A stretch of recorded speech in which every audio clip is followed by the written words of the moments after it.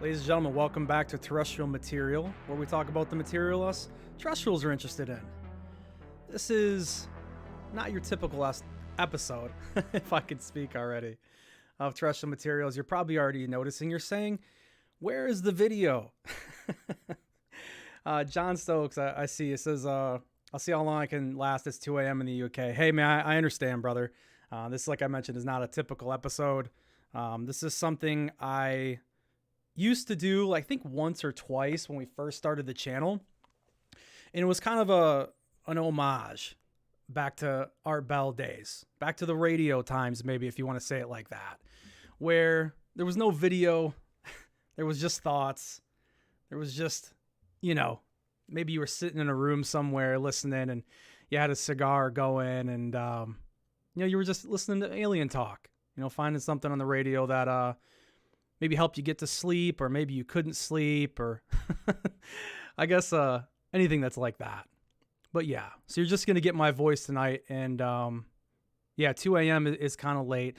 This, I don't know, we might end up doing a full podcast at some point this week, but ufology, to kind of get right into it, and a big reason why I'm doing this Two Scoops tonight is it's been so frustrating. This year has started off, I'll just speak right to you, John, because I know you're sitting there. I don't know how many people we have in here. I know right now, I never really look at the views, but John, the Miami alien started out this year, very strange. The jellyfish UFO video from Corbell. I mean, we still don't really have a real answer on that yet. It's been frustrating for me. Just the last 2 weeks, man. After the Kirkpatrick op-ed, and then you see how, CNN picks up on that and does an article, you just kind of start to see the stigma just return to the topic almost in full force to me. And I know we're not even into February yet. But when you look around, I mean, there's a lot of the people who have been in this field for a long time, or have really just looked into the topic for a long time, just bystanders like myself. I mean, I really do consider myself someone that just kind of sits on the side of the road and is seeing everything kind of unfold in front of me. I mean, I've had my own UFO experience, which at some point I'm sure I'll tell the story on this channel. I haven't done that yet, but I'm sure it's coming. I've just been kind of waiting for the right time to do it. But I think a lot of people are just frustrated. I mean, we already know that the government, it really isn't interested in telling us the truth. I'm not surprised by the op-ed that Kirkpatrick did. I'm not surprised that other news organizations want to jump on that. I feel like ever since, especially Arrow, the government, the Department of Defense, they've been trying to put the toothpaste back in the tube. Ever since then, I mean, and I think we always just kind of forget how smart they really are. And, every once in a while, even though we don't really believe it's going to come from us, we come from the government. We hope it does, right? We hope to get some kind of answer that could get us down the road. And there's just not a whole lot of evidence for us to hang our hat on. So when you look at things like Arrow going bad, and you look at potentially Congress and the Senate not really taking this topic as serious as you would like them to, it becomes frustrating. Because I kind of look at the situation and I say to myself, how many people in Congress, what's more likely? Is Kirkpatrick's op-ed going to be enough for the majority of the uneducated Congress and Senate to kind of move on from the topic? Or is it more likely they're going to ignore it and they're going to dig for more answers? We still need them to dig. We still need the government to be involved, the president, someone to be involved that's able to get the mainstream involved, to get people to apply the pressure that we would need to get the answers out of the government if we were actually going to get it that way. Not the way that things are going right now. And it's just, I just feel like we're waiting for a whistleblower, I mean, that's how I feel. I look at all the time that I've spent in this topic, looking up all old cases, Lonnie Zamora, Roswell. I'm right now. I'm going through the book. I'm getting about halfway through of the Children of Roswell book, by I think Don Schmidt is right. I'm listening to it. It's really, really interesting stuff. If you haven't went through that, you can listen to it on Spotify. That's what I'm doing as I go about through my day. I'm listening to this book, and I am learning things. I don't know it all. There's some people that think that I do, or think that I do, that I believe that, but I really don't. And I know we don't go through like a lot of the older cases and stuff like that on this channel, but it's just for every once in a while, I will go back and I'll take a look at something and see what I can pull from it. But I guess it's really the recency bias. Still waiting for the big story to come out. Yeah, John, I got to be honest with you, man. I really don't believe that everyone doesn't think that there's something behind all this. I'm still not sold that even the most skeptical people that are involved in this, whether that be Mick West or, Lou Reviews or any of these guys, I know that deep down, they want there to be something here. And even Stephen Greenstreet, I'm sure he's interested and he would still like to know what's going on with that. But the recency bias lately, it kills me. There's so much more to talk about. Well, maybe even, there's a lot to talk about, but there's still more that you could investigate before you plant a flag in the ground that says, I was right. Greenstreet did that Twitter space where the title of the space was, I was right about UFOs, where it's just like, God almighty. You're right about the last 6 or 7 years. It's been a mess. It has. But I'm not going to throw the baby out with the bathwater. And I would like to see a lot of these guys like him who have the resources and, these are journalists who can really have an opportunity to dig at this stuff. Why don't they turn around and start looking at these older cases as well? If we really want to get to the bottom of what's going on here, which that's what I want to do. I really want to know, what are we talking about? I'm not questioning whether or not there is a phenomena. I know that there is a phenomena, in my opinion. That to me, that there is one. But to get down to the fact of really what it is, we have to turn our sights and look to the past a little bit more, and maybe start cutting out some of the bad. If you can do that. But I'm going to be honest with you guys, it's very difficult to do that. Some of these cases are just so old. Even the Phoenix Lights, it's an older case. How are you really going to go much further into looking at this stuff? It's a lot of work. It's a lot of work, man. But I think before we plant our flag in the ground that we know what happened and we have all the answers for this thing and everything like that, I think we're going to have to do a little bit more work than that. And then of course, we are in, a slow point in time right now in ufology. So, we're kind of looking around for the new news, and we don't have a new video. We don't have anything very current. How you doing, Sapphire? Good to see you, buddy. Yeah, oh yeah, put the links. Yeah, thank you, brother. Yeah, there's no video tonight. This is this is Two Scoops. Two Scoops is radio style. And I know there's people that are not going to like that, but you know what? I like it. I think it's cool that I get to maybe give out that experience that I enjoy so much from the older days, which is just putting my head back and listening maybe and get your mind moving. I do want to, I'll make a mention of something else too. I know Stephen Cambion's got Jeremy McGowan and a new whistleblower that's going to be coming out talking about Elizondo this week. I don't know if it's tomorrow or Thursday. I can't remember, but I heard about that. And I got to be honest with you guys. I want to ask a question too. I know we're never going to get away from talking about like TTSA and Lou Elizondo and all of these things for probably a long time still. Let me move my mic here a little bit because I'm in a weird spot. Is anybody else getting kind of sick of it though? I'm getting kind of sick of hearing about Lou Elizondo.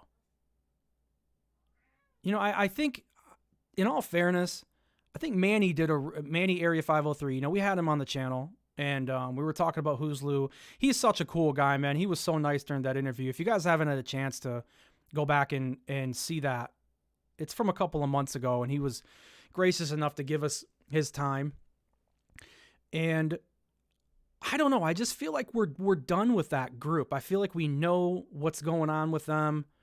We know the disclosure's not coming from Lou. We understand that already.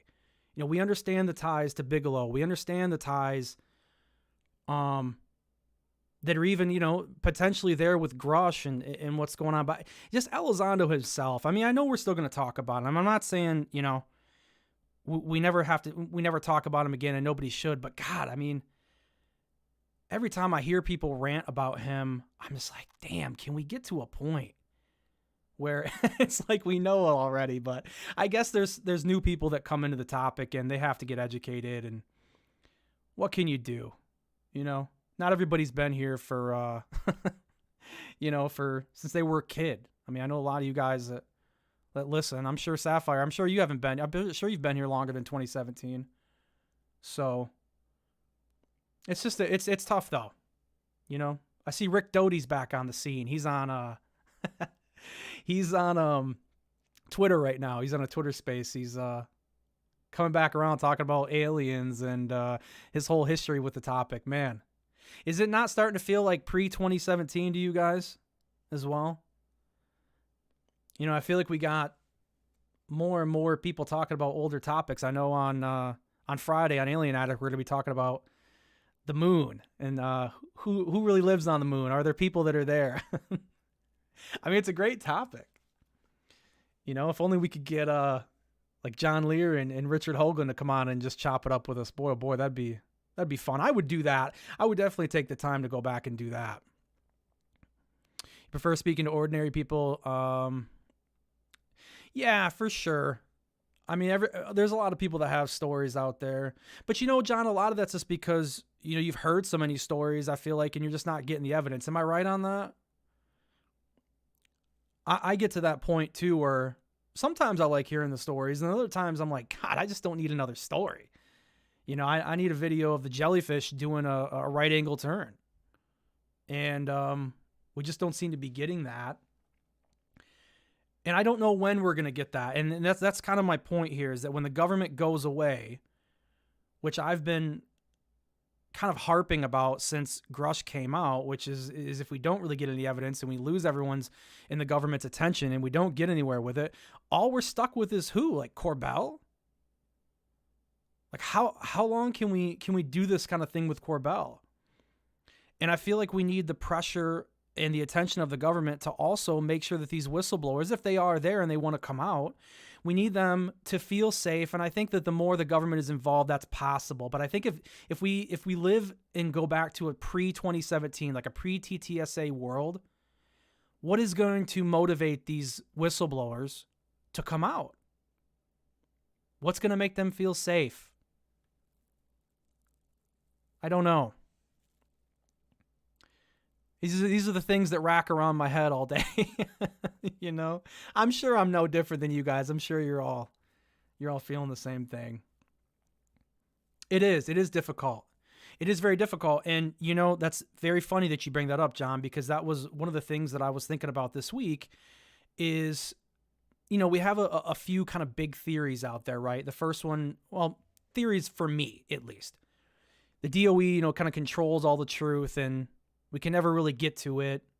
That's one of them, right? The second one would be, you know, we have the crafts, but no matter what, we can't understand how they work. And, you know, they're just kind of sitting in a hangar somewhere. I guess that's possible. I don't see why not. Maybe we've dug them up and even the older ones we can't figure out. But, you know, ever since the Kirkpatrick op-ed came out, I've had to, because I am doing my best to stay in the middle. I don't want to go either full skeptic or full believer because I've done that before and I got screwed over in my mind. So sitting in the middle, I thought to myself, what if we actually don't have the crafts? You know, what if Kirkpatrick is right? Let's just play devil's advocate here. I guess I'm calling him the devil, but you know what I'm saying. What if we don't? You know, what if these crafts are really just that elusive?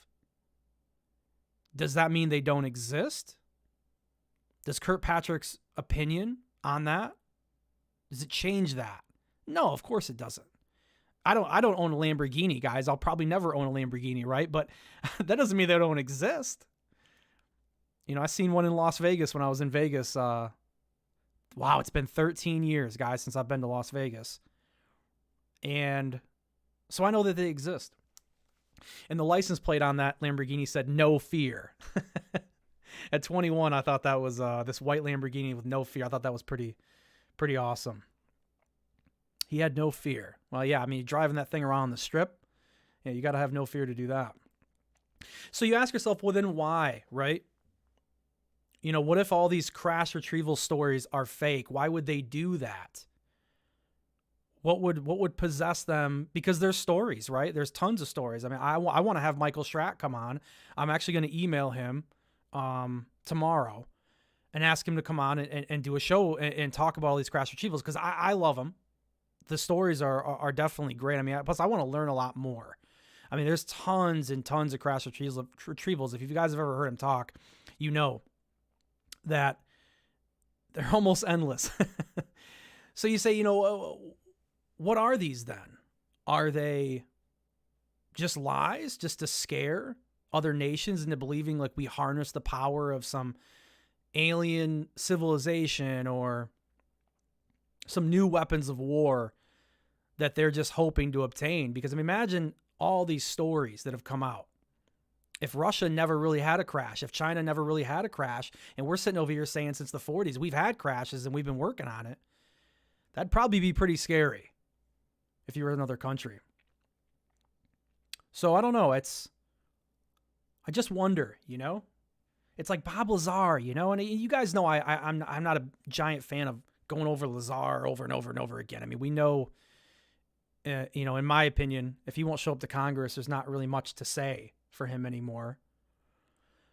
But, you know, Bob Lazar just happened to show up at Lear's that day, holding the measuring tape for Gene Huff. And John, you know, worked at Los Alamos prior to that. I mean, we know that. His name's in the phone book. Stanton Friedman did a good job on that. What if Bob Lazar was really if he's really a plant? Really? What do you guys think about that? What do you think about if Bob Lazar was actually a plant as a part of this whole process? Because, I mean, there's no way to argue that, guys, that our propulsion hasn't progressed very much around the world, anywhere really in the world. I mean, even the new NASA Lockheed plane, I think it's called the X-59. Have you guys seen that? It's pretty cool. I'll give you that. But it's still using engines, you know, blowing out of the back. It's more quiet, I guess. I think it's supposed to be between 60 or 100 decibels quieter with their sonic boom. But take a look at that thing. It's still got wings. It's still got an engine. And that's supposed to be like our new plane. That's supposed to be amazing. And then look at our cars. I mean, we got the Tesla truck. Just for an example, I guess, of some new technology. And so if we never really had crash retrievals, I guess you could look around and say, well, you know, look at how little we've progressed as far as engineering seems to be concerned. Yeah, it's possible. I hope not. But then, you know, if you wanted to, I guess, take that another step further, I mean, look at Russia. They've never brought out a Tic Tac style craft in the Ukraine. We've never seen that. They've, from the last I checked, they've been, you know, kind of getting their butts kicked around there for quite a long time. And you would think that might force them, you know, make them really want to do something with that and bring out some technology. Or maybe everyone's just really holding their hands or you know, keeping their cards close to the vest. Maybe that's what's going on. I don't know, but when we get in these spots in ufology where I look at the rest of the year and I just don't see a whole lot going on, there's not a whole lot that excites me. And I don't mean to be a downer. That's not my point, but I'm going to give you my feelings. I'm going to tell you how I really think. These are the things that start to go through my head. You know, really what's going on what could we possibly be looking forward to later on? I don't know. This field is all over the place. I know one thing we're going to get, though, is we're going to get more and more UFO Twitter drama. I mean, you guys, if you do what I do, I'm on Twitter a lot of the day, you know, looking for bookmarks and looking for stuff to go over and, you know, just trying to get the news as best that I can. I mean, I'm an average guy. I got a job, you know, I got to be busy. So I'm looking for some cool news and some cool things that are coming out. And so I can kind of give you guys my thoughts. I see that, many of you might not know, but Keemstar, if you guys ever heard of Keemstar has kind of entered the UFO scene, and it's very interesting to me. Keemstar ran, and well, he still runs the account Drama Alert on YouTube, Twitter. And from what I remember from Keemstar, and you guys, I'm telling you, if you go on and look around Twitter and you're paying attention, you probably have heard about this dude at this point. He is funny. But what I remember from him is he started doing all like the drama from the video game streamers and the video game YouTube, and he was really big into that. I haven't followed like his whole career, so it's kind of hard for me to tell you what he was maybe doing prior to that. I can't remember, but from what I know him is from video games. He's quite a good talker. You know, he's a good arguer.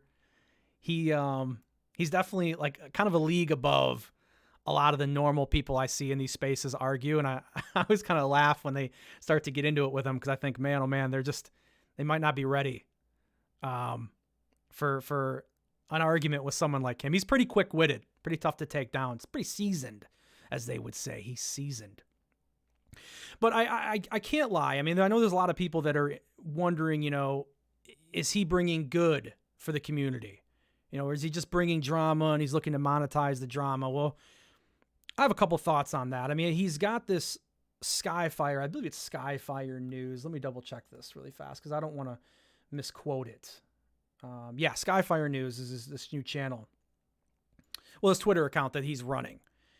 And it's kind of all about like a quick hits style for the channel. He's a Elvis a Savage. Where'd he? He's with school debate team. Yeah, hey man. I mean, I never did debate, man. I never did any of that kind of stuff. I used to definitely run my mouth a lot back in the day on video games, and I've always usually had a lot to say. I've just had to edit my delivery. You know, my delivery has been. I mean, I'll be honest. I come off as, I guess, a little bit more reserved than I probably could be, but it's on purpose, man. I mean, if I wanted to breathe fire, I can. And I just realized that, you know, after doing that for a lot of years, you can't do that. You know, it's personality traits that you need to work on, and you got to be more level-headed. And that's what really helps your communication down the road. It's helped it with me, at least. Anyway, I'm on a tangent here talking about myself, and I don't really care to do that right now. Keemstar, Skyfire News. So he wanted to create this Twitter account to where you could just come and get the news. I mean, he kind of complains and says, look at Ufology, guys.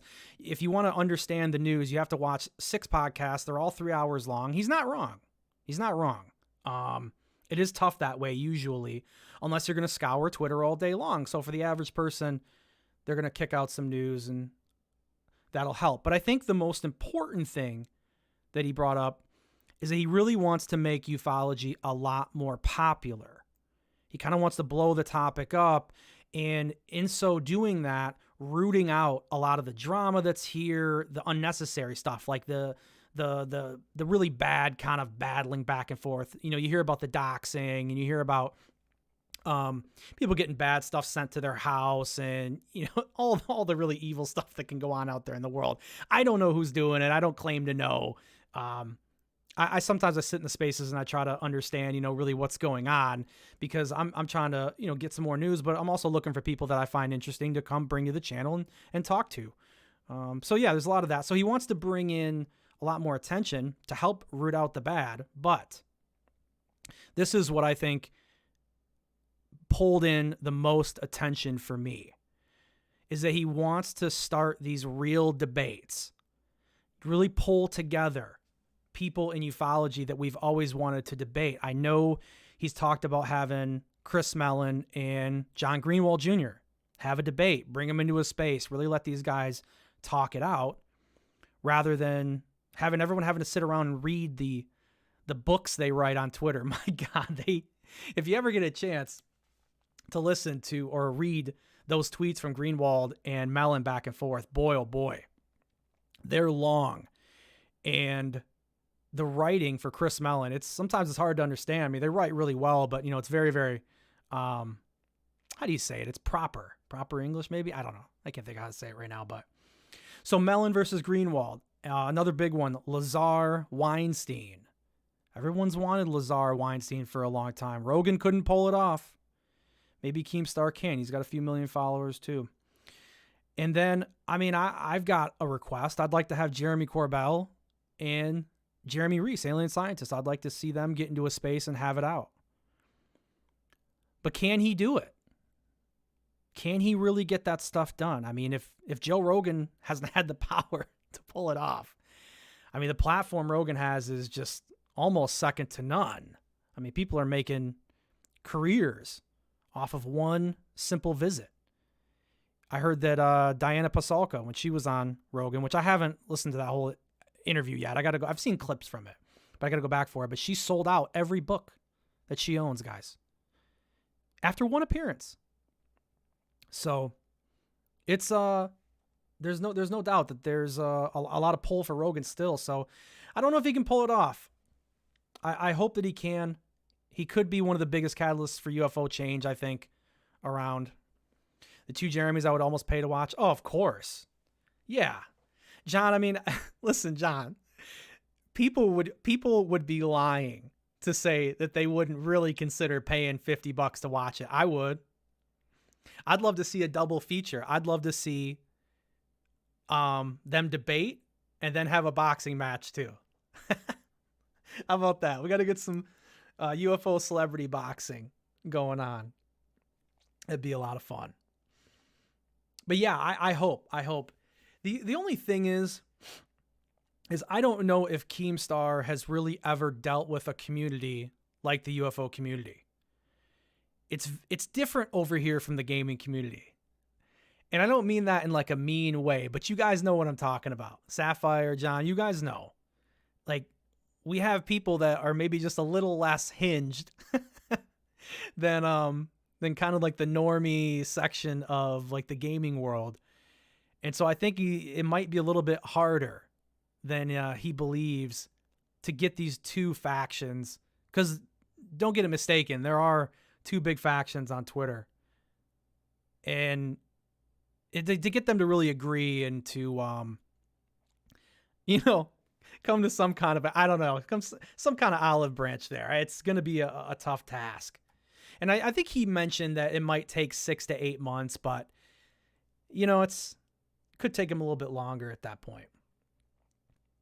And yeah, obviously still no official word on the Elizondo book. I know I just kind of ranted about not talking about him, but I mean, this is kind of where we're at. There's not a whole lot that's going on. What do you, let me see, what were you saying, John? My money would be on Corbell for the boxing match?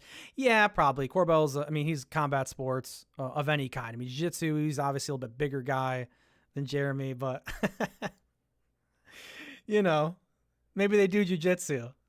Give Jeremy some time to roll around. Maybe they can find some kind of common ground on that. So yeah, Skyfire News. If you guys want to go follow them on Twitter, probably not too bad. And I'm not sponsored or anything. This is just us sitting around here having a conversation about what's been going on. Yeah, well, let's just see. Keemstar's got 15 years of experience dealing with these communities. So we'll see what he gets done. I hope he can make that kind of stuff happen to kind of wrap that up. I do, because if you remember in old Radio Land fashion, we would still play some audio clips. We would still hear some clips on Art Bell's show. So why don't we do that?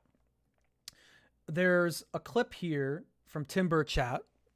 He was on Jay from Project Unity's podcast, and they were having a conversation. And I thought this was kind of an interesting part of the clip of the show, and kind of where Burchett's mind is with disclosure right now and kind of what we need. So I want to play this clip for you guys and tell me what you think is going on here with this. Would you say that there is sufficient energy within Congress and within the Senate in relation to this subject, or is it still kind of trying to kindle a fire that isn't quite burning yet? I think we need to kindle the fire a little more. I think we need to put pressure on our leaders, and I think we need a leader in the White House who eventually will say, you know, enough is enough. I'm going to come forward with this stuff. Get out of my way. I want to get the information now, and let's get it. Interesting, huh? Thank you, Tim. Tim's really right in the room with me, guys. No, obviously he's not. Yeah, I mean, so he's saying, hey, you know, we need to get more Congress involved, but we really need almost a presidential figure to get involved. I think that would help. I don't think that's a bad idea. Let's get a president involved here, huh? Let's get a little bit more pressure that's put down the road here. There's another clip from this too I wanted to play. It's a little bit longer of a clip here, but it's kind of on the same topic we were talking about Corbell. If you guys haven't heard this, man, this is really pretty new stuff, but it's really interesting. Here you go. You're right about one of your concerns that you highlighted, which is that you don't feel comfortable quickly sharing photographs or any kind of evidence that might be given to you, because disinformation, I think, is one of the real problems with this particular subject. I mean, it's been rife within this particular subject for decades anyway. People polluting the waters, going to these UFO conferences, you know, shady spooks who give you a little whisper in the ear and send you going down a narrative that doesn't quite make sense. And we've seen that, right? We're seeing that right now, in my opinion. We'll see a little bit more here in the clip and see what you guys think, who they're talking about here. Thing right now, for people like yourself who are pushing at the front, that's a genuine risk. Do you feel like there may have already been attempts to get you to traffic in disinformation? Oh, 100%. 100%. And the trick is there's some of them that are doing it that are, in my opinion, don't know they're doing it. They're the most effective ones. They've been given false information and they've got a huge following and they're a fraud. Wow. They're a fraud. Sounds like Jeremy Corbell to me. Boy, oh boy, a big following. Who else could he be talking about? Who's the most relevant right now? Stephen Greer's not the most relevant right now. You don't have people like that are involved. I mean, he's been around, but I still think that, you know, recently, probably Corbell. Let's hear the end of the clip. Who are you talking about? I'm not going to say. I think you and I both know who you're talking about. Yeah, I got my suspicions. And I mean, because every time I do these things, I get a call from somebody and they say, oh, you need to have this person at your thing. I mean, they're believers, and the person believes in themselves. Yeah, yeah. You know, but and it's a cottage industry too. You know that, and I know that. You and I must be the only ones that hadn't made any money off this thing.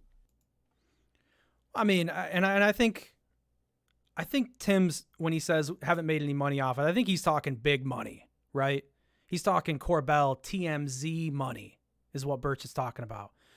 Jay's got a lot of followers on his channel. Jay's got a lot of stuff going on Twitter. I'm sure he's made a little bit of money, but you know, we're talking about some money, boys, you know, some big cash. Yeah, that sounds like Corbell to me. It's to me, I mean, because I do all this stuff for free. I don't ever charge for an interview or anything crazy like that. Oh, I can say on the record, you've never charged me once for an interview. And I'm in demand to be at these UFO conferences, to fly out somewhere, but I choose not to, just because I don't, you know, that ethically, I don't know who pays for it, and then I can just do it from my home. Yeah. And I feel like the same effect. So happy to hear that from him. You got to be happy to hear from him, right? You know, Burchett is, he's still digging. I'm happy. You know, they got out of that skiff a couple weeks ago and they're still digging, but it's good to hear that he's interested in keeping his integrity. You know, because that's important, guys. I mean, we want people to dig into this stuff. We want people to take more time from Congress and the Senate into the topic, but we got to make sure that they're doing it the right way. That when they're getting the information, they're putting the information out as quickly as they can, as full of evidence and facts as they can. And that's why I think so many people are just really starting to turn on Jeremy Corbell. Because, like we talked about this last week, it's just like, the guy says he has the jellyfish video for 2 or 3 years, and he doesn't really have any facts to back it up or come along with it. He has no proof. He has no witness that flew the aerostat. Maybe not. Maybe you don't get the exact guy that flew that aerostat that day that took that video, but you get somebody else that flew that aerostat at one point. You have him come out and tell you what he thinks it is. And now I'm starting to see people still, not to go on a jellyfish rant here, but I'm starting to see more and more people nowadays go back to this balloon theory. They're resting their hat on it. And I'll be honest, I don't think we have a really good debunk yet. I've seen the balloon stuff. I don't think so. So we'll have to see. I saw a clip. I seen a thing on Twitter. I guess as a side note that I thought was pretty interesting too. It says the late Apple CEO Steve Jobs used the beer test to interview people at Apple. He would take candidates out for a walk and a beer to see if they would make a good fit for Apple. Boy, that's a big corporation privilege, huh? When you got big money and you got time like that, you do interviews with beers, taking walks, man. Small businesses usually don't have time to do interviews that way. But it's pretty funny. Steve Jobs always seemed like a cool guy. I would have loved to have met him. There's one clip here that's really starting to make its way around. That's very, very interesting. Gary Nolan is now getting pretty vocal. And, he's been getting more vocal lately. I don't know where his frustration's coming from. I mean, the Soul Foundation seems like it's on a track that's probably going to go somewhere.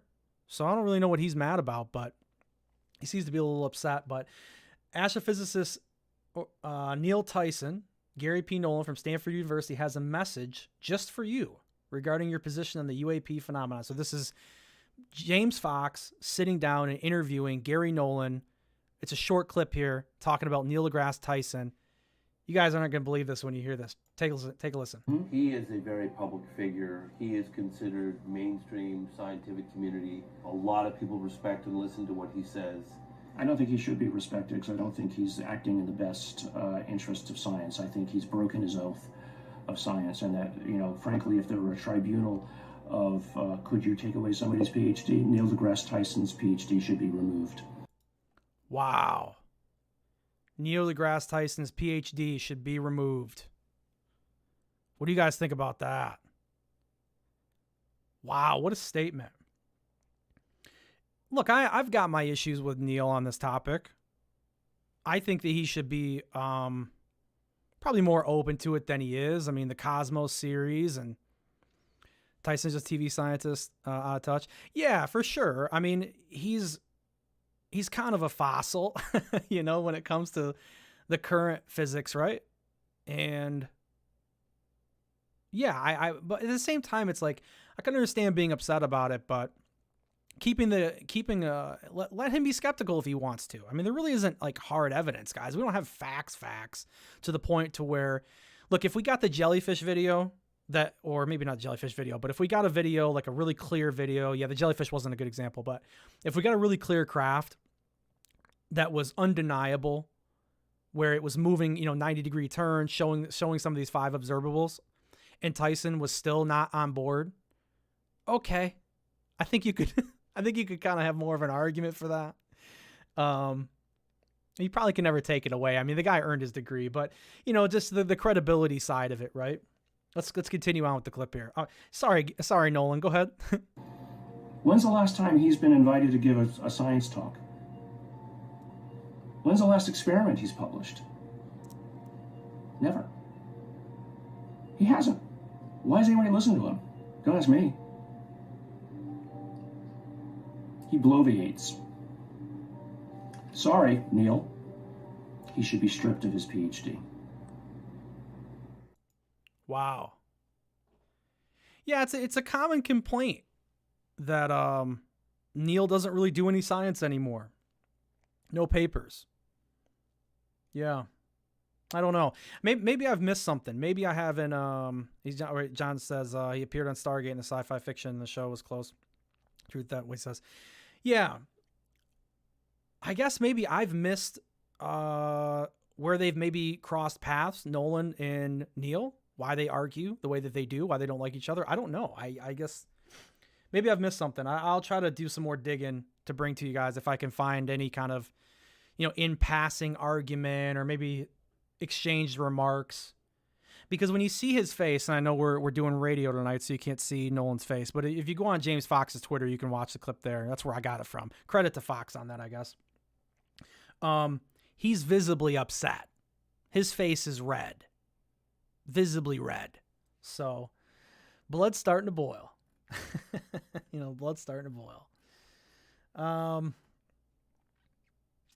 Here's I guess we'll go back, maybe touch on a little bit of, I don't know. There's a clip from John Greenwald that I wanted to play for you guys. And this kind of touches back on what I've been talking about previously, where we're losing a lot of touch for the mainstream. And it looks like we're losing a lot of touch now, even from the Pentagon spokespeople. So what this is a Pentagon spokeswoman dodging a question about UFOs. Kirkpatrick just got out of there and tried to shut this thing down. They're already kind of turning away from even questions. So here you go. Courtesy of John Greenwald. 1 second. It's loading, boys. It's coming. It's coming. On the DoD Inspector General report about UAP, said that there wasn't a comprehensive plan for dealing with UAP, and that could pose a security threat. Any response to that? In terms of the UAP report, I'm sorry, I just have to take that question. So there you go. Now, let me ask you guys a question. How much longer, if Pentagon spokespeople keep answering UAP questions that way by not answering them and avoiding them, how much longer do you think they're going to ask? How many reporters, when they get there and they got to write a story and they're in positions to where they're on deadlines and they need something to write about, they need to get the information out. How many times do you think they're going to get non-answers on that stuff and keep asking? It was really strange, John. I agree. But I hate to admit it. This is the kind of thing that I worried about when I started talking about Grush in July and having people kind of start to turn away from the topic. Is I did mention this before. I said, how many times are reporters going to ask these kind of questions and get turned away before they turn away? And we need support from these kind of from reporters. We need questions like this. You need to keep it kind of in the public eye. If you're going to actually try to go somewhere with disclosure, besides just kind of sitting on our hands and waiting for a real whistleblower. I'm just giving examples of things that we need if we're not just going to wait, and just stay passive with the whole thing, which I don't know if we have a choice. We might just end up having to stay passive long term. Who knows? But we'll see. But I thought that was really interesting because it's like, it's already happening, and we're 4 weeks into the new year, guys. It's already happening. It's already seems to be this downer kind of vibe. I mean, you see even other channels talking about quitting and stuff, and it's like, I don't blame them. I don't blame anybody for being frustrated right now. My God, I sure am. But yeah, it's just we're not in the most cheerful position right now. We need some good attack dog reporters. I agree. Matt or Askapol, Matt Laszlo, he's on Twitter too. He's always down there, man. He's asking, Burchett questions. He asks Congress, Senate questions, and he's really getting involved. And I guess this is another good example right here is Green Street made a post, which I thought was really interesting. I'm going to read it because there's no video for you, but Senator Christian Gillibrand responded with a boilerplate non-answer to my inquiry regarding former Arrow head Sean Kirkpatrick's claims that a small group of conspiracists have duped Congress about UFOs. My question, her response, and more context below. So I'm going to read that. This is interesting to me, guys. So the question from Green Street is as follows. Can you please comment on Kirkpatrick's claim that Congress has been duped by a small group of UFO conspiracists? Answer. Arrow plays an important role in support of our national security. Resolving UAP reports is necessary to avoid technical surprise and ensure we have an understanding of what is happening in our airspace. Senator Gillibrand believes in a scientifically rigorous and data-driven approach to analyzing unidentified anomalous phenomena and will continue to ensure Arrow upholds this mission. Gillibrand spokesperson, Evan Lukaski. That wasn't even Gillibrand answering the question, boys. She wouldn't even answer the question. Greenstreet goes on to say, this is the first time Gillibrand's office has actually responded to me over the last 18 months. I've reached out to the New York senator for comment no less than 4 times. I get no response. I sent follow-ups also to no response. I sent a follow-up to the Q&A above asking that she actually address my actual question to no response. Gillibrand created Arrow, the Pentagon's UFO office, after visiting with dubious UFO activists whose claims have been since debunked. And we know who the dubious people are, and we won't say their name again. For everyone's mental sake. But there you go. Where's Gillibrand, guys? Where's Rubio? Where are these people? I don't know. It's not a great start to the new year with that. I think I had a couple other things. Yeah, it's a 2 scoops, guys. We don't usually. I don't know if I have like a set time that I'm gonna go when it comes to this. I just can kind of go until my brain is done with the things that I think are interesting. Hey Jeff, how you doing, brother? How you doing? Did anybody else know this? And you guys tell me in chat. I missed this somehow. John Greenwald Jr. says, my dad worked on unclassified programs, mainly the space shuttle. This is well documented. Did you guys know that?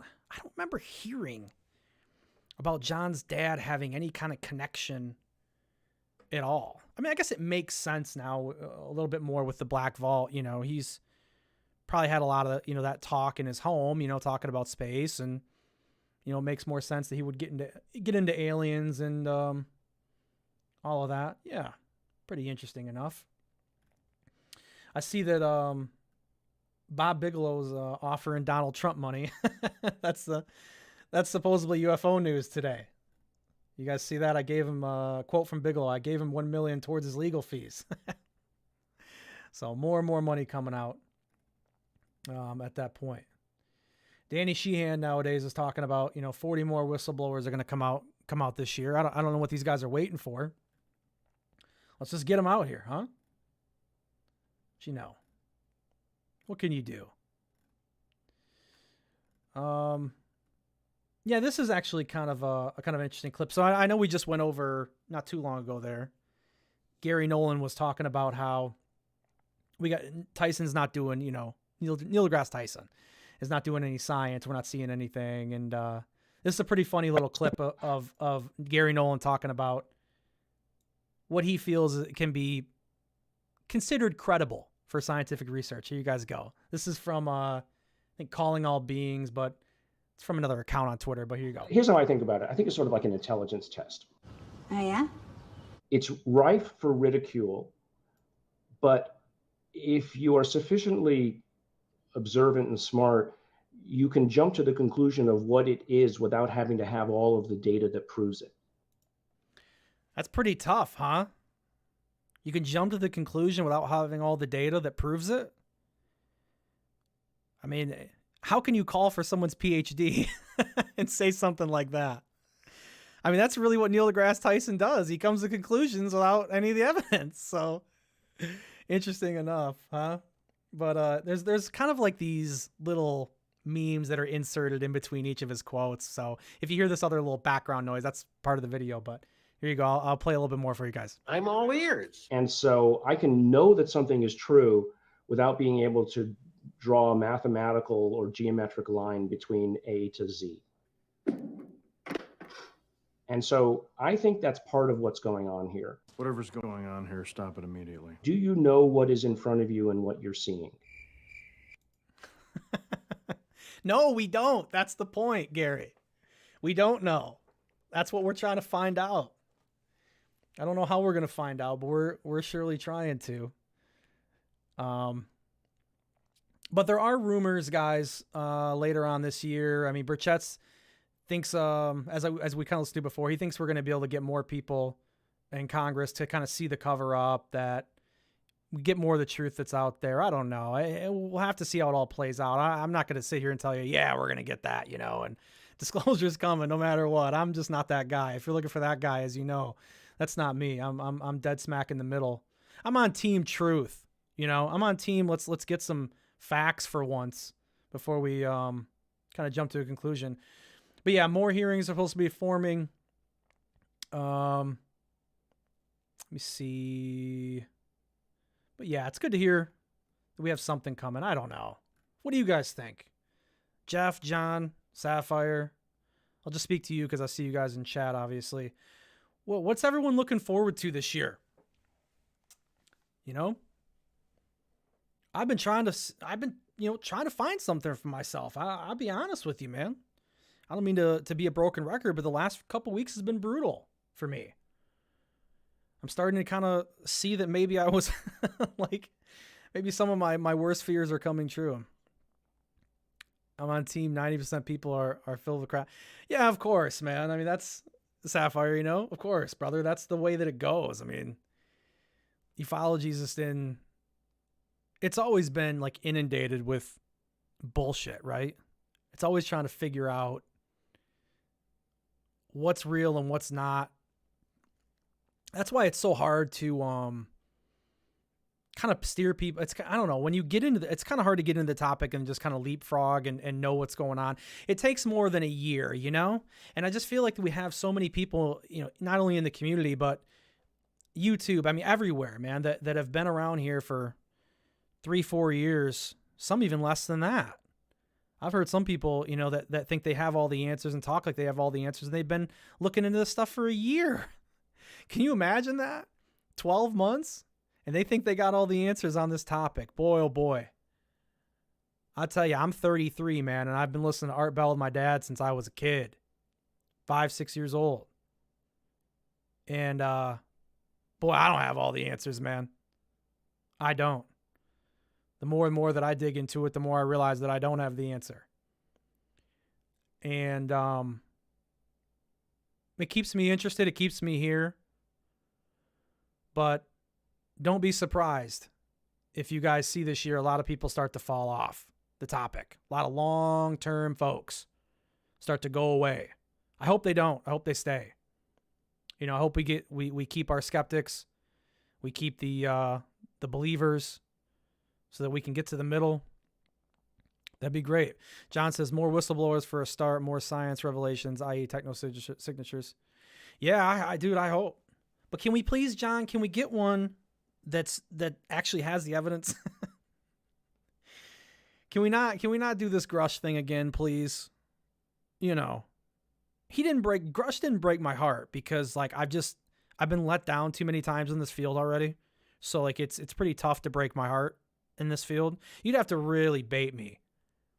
And I don't know how you could. I don't know how you could really lull me to sleep and draw me into something just yet. I don't know. Maybe we can, but maybe they can. I don't know. We'll see. Please keep a close eye on Dr. Beatriz Villa. Oh, I can't roll my tongue, John. You're going to have to forgive me on reading that name. Yeah, I'll copy and paste it. I'll take a look at it. What are you seeing with him? This is a doctor. Dr. Viddy Boombots. Know my doctor? That was the old joke from Roddy Dangerfield back in the day. You guys liked Roddy Dangerfield? That's another guy. He was my favorite stand-up comedian as a kid. My dad loved him too. We were big into the Roddy Dangerfield. I'm going over my notes here, guys. I want to see if there was anything else that I at least wanted to mention. Yeah, sorry about last week. I was originally, Stephen Cambion was supposed to come on and do an interview with us, but I think he just got really busy. He's got stuff going on outside of YouTube, and so we've been messaging back and forth, and I think he just kind of got swamped. He's got kids that have needs that he has to attend to. They have how do you say that? They're special needs. He takes care of his kids, so Yeah, maybe later on down the road, you know, when we'll get a chance to have him on and come on and talk to us. Just kind of shoot the shit about UFOs, man. He's got a lot of interesting points on the topic. You know, I know there's people out there that hate him. There's people that really hate him, but I don't. Like I said, I want to be able to get everybody's opinion on what's going on, and then maybe we can get down to what the real deal is. She's comparing old star charts from the 1950s compared to today. She's finding lots of interesting. That's cool. Yeah, that's cool. Okay. We'll see what we can dig in with that. Maybe next week maybe next week I'll pull up something for it, man. See. I've always been kind of interested in the astrology thing, John. You know, star charts and stuff like that. I haven't really dug too much into it. I'm an Aries, personally, which is might be surprising because I'm supposed to be a bit more vicious as an Aries. I've always looked at like Aries as, you know, the god of war, you know, and loudmouthed and shoving everybody out of their way and getting to the top. And I see some of that stuff in me sometimes. I mean, I'm competitive. I'm not as competitive as I was in my 20s. In my 20s, I was looking to knock the world over, man. But I don't know. You slow down a little bit. 21 or 20, even 23 and 33 are quite different, you know? And I'm sure 43 and 53 are going to be different from even that. So we'll have to see where it goes. Before we go, two final things here, boys. I know we're in an hour, which this has flown by. I'm a custom midnight Pisces, Aries, so I'm either steam or smoke. Yeah, I get it. Yeah, my wife is a Taurus. So you have an Aries and a Taurus. So talk about the unmovable object versus the unstoppable force. You know, we just kind of have to like stop mid-argument and realize that I'm never going to win the argument, and because she's never going to admit she's wrong. Or the other way around, you know what I mean? I'm probably wrong most of the time, but it's quite the interesting thing. Not astrologies or old star photos. Oh, okay. Well, I guess that's my simple mind, John. I look at star charts and I think astrology. So I'll take a look at it, dude. Thank you for the suggestion, without a doubt, man. Last two things, though, I think you guys might be interested in. One probably more than the other. There is an unclassified summary of the IG report that breaks down what the DoD has and has currently been working on in regards to like UFO, UAP. And just to give you a quick summary, if you don't want to, you know, read through the whole thing, I'll probably end up putting the link in the description at some point here when we get off. But you can go through it, and it kind of goes through the whole process of, you know, how everything started, you know, who was questioned to start, how Arrow became to be, the background, you know, everything that IG did for their investigation on how they've been looking into UFOs, and not really much to say, you know. I mean, if you want to go through it, you can, but it's just kind of like a history lesson, I felt, and I didn't really get much out of it. I don't know. Last thing is, I guess, a little bit of housekeeping. We are going to be starting up the gaming channel. I don't know if you guys are interested in video games at all, but anyone in here or listening to this later on in the VOD, Terrestrial Material Gaming is up. And I don't know if we're going to do it this weekend or maybe next week. We're going to do a podcast over there because we know we like to talk about gaming too. So we're going to, you know, I mean, if you look at our logo, the logo's got the video games and in the tractor beam on the Terrestrial Material, the controller, the keyboard, the mouse. And then we also have, you know, the MMA glove that's breaking out of the glass of the UFO, if you want to call it that, the dome. And so maybe we might even start an MMA channel down the road. I mean, these are the three kind of pillars that I wanted to talk about most when we started the channel. But then I kind of realized, man, you guys are going to want to sit around and hear me talk about gaming unless you really want to on this channel. So no big deal. But if you do want to hear some of that stuff, I believe our first episode is going to be talking about our favorite first-person shooters games of all time. And that should be very cool. Me and French are going to be talking about that. So keep an eye out for that. The link to that channel is actually in the description of the channel. It's right there. And it might be in the description of this video. I don't know if I put it there or not, but if I didn't, I'll throw it in there. And if you guys are interested in the gaming stuff, that will be there. So yeah, wow. I honestly, guys, I really did not expect to go an hour with the 2 scoops. So that is the 2 scoops for the week. John, thank you for staying up, man. It's been cool to talk at you a little bit. I mean, I know you're writing back to me, but all I can hear is my voice talking. So it feels like a talk at you situation sometimes. I get to read back, Sapphire, Jeff, I know you're just kind of coming in a little late, brother, but no biggie. You can always rewind the VOD and to go back and hear the rant. But that's the 2 scoops. I don't know how often I'll do a 2 scoops. It's just this week is the it's just, guys, it's been weird. I've been trying to find stuff to talk about and been trying to get more guests for us to come on. And Ufology's in a really rough spot right now for bringing some new content to you guys, something that I think would actually interest you. I never want to bring stuff. I say this every time, well, maybe every time, but I truly mean it. I want to bring something interesting for you guys every single time you come to this channel. I don't want this to be like other channels that just regurgitate the same thing every time. So I'm going to do my best to continue to provide that for you. If I slip up here and there, please don't kill me over it. But I'm trying, guys. Just know I'm trying. But I got a job during the day, so I can only do so much. But thank you for coming. Please do like, share, subscribe for the video. All those good things, the housekeeping things. I hope you guys have a really great week. On Friday, I'm going to be on Alien Addict, and we're going to be talking about what's on the moon. Our people there, our bases on the moon. It should be a lot of fun. If you're interested in that, that's going to be 5 p.m. Eastern time. So I think that's 9 o'clock UK time. And you can come on over and listen in, man. Ali and the guys have been awesome. They're a lot of fun. Their channel's great.